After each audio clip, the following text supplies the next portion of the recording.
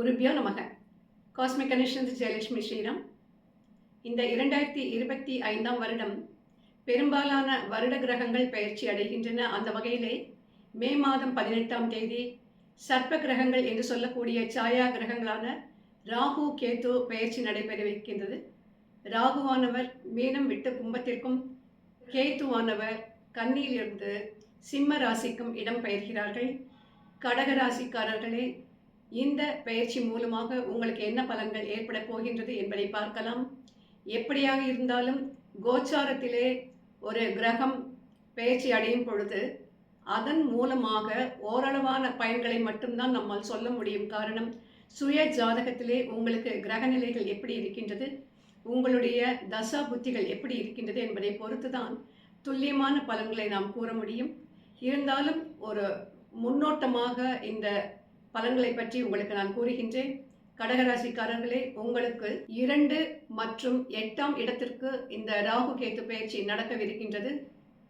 கேதுவானவர் உங்களுடைய குடும்பஸ்தானத்திற்கு, அதாவது சிம்மத்திற்கு வருகின்றார்.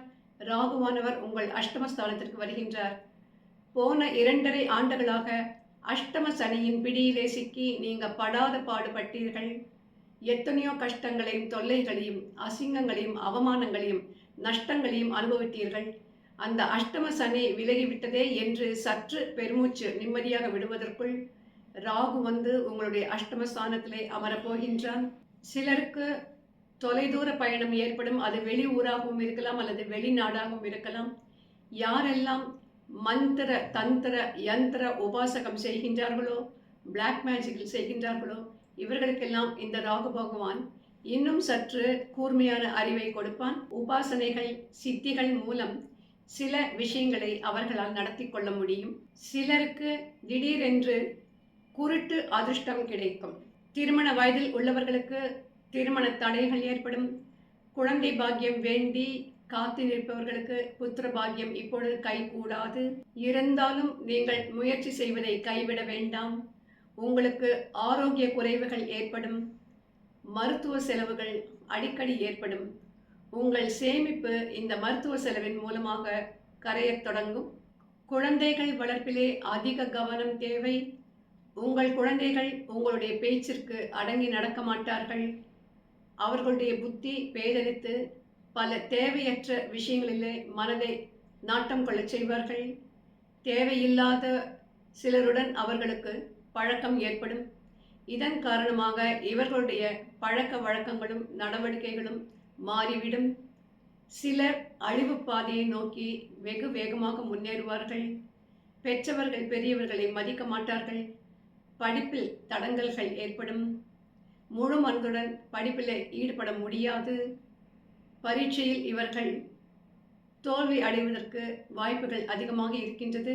எனவே பிள்ளைகள் வளர்ப்பிலே நீங்கள் மிக அதிகமாக கவனம் செலுத்த வேண்டும். உங்களுடைய பெரும்பாலான நேரத்தை இந்த பிள்ளைகள் வளர்ப்பிற்காகத்தான் நீங்கள் செலவழிக்க வேண்டும். கடன் தொல்லைகள் அதிகரிக்கும். உங்கள் கையில் இருக்கும் பணமோ அல்லது உங்களுக்கு வந்து சேரும் பணமோ கூடிய விரைவில் கரைந்து கொண்டே போகும். அதிலும் பெரும்பகுதி மருத்துவத்திற்காக செலவிட நேரிடும். நிரந்தர வருமானம் பாதிக்கப்படும். ஆரோக்கியம், பொருளாதாரம், கடன் தொல்லை போன்றவற்றால் நீங்கள் மிகவும் பாதிக்கப்படுவீர்கள். கணவன் மனைவிக்கிடையே சிக்கல்கள் ஏற்படும். அபிப்பிராய பேதம் ஏற்படும். கருத்து வேறுபாடு ஏற்படும். இதனால் பிரியும் நிலைமைக்கு கூட நீங்கள் செல்ல வேண்டியிருக்கும். வரவுக்குள் செலவை நீங்கள் அடக்கி ஆக வேண்டும். வண்டி வாகனங்கள் ஓட்டும் பொழுது அதிக கவனத்துடன் செயல்பட வேண்டும். காரணம், விபத்துக்கு உள்ளாவதற்கான நேரமாக இதை நீங்கள் எடுத்துக்கொள்ளலாம். பெரும்பாலும் விபத்து ஏற்படக்கூடிய ஒரு சூழ்நிலையாக இந்த பிளானட்டரி பொசிஷன்ஸ், இந்த கிரக நிலைகள் உங்களுக்கு அமையும். கோச்சார ரீதியாக இந்த கிரகங்கள் பயிற்சி அடைந்தாலும் நம்மை இவை சோதித்து கொண்டே இருக்கும். நாவடக்கம் மிக மிக அவசியம். எடுத்தோம் கவிழ்த்தோம் என்று வார்த்தைகளை விட வேண்டாம். யாரை பார்த்தும் மிகவும் கூர்மையான வார்த்தைகளையோ உஷ்ணமான வார்த்தைகளையோ உபயோகிக்காதீர்கள். இதை அவர்கள் மனதிலே வஞ்சம் வைத்துக்கொண்டு உங்களை பழி தீர்த்து விடுவார்கள். கூடிய விரைவிலே நாம் மீண்டும் சந்திப்போம். வாழ்க வளமுடன்.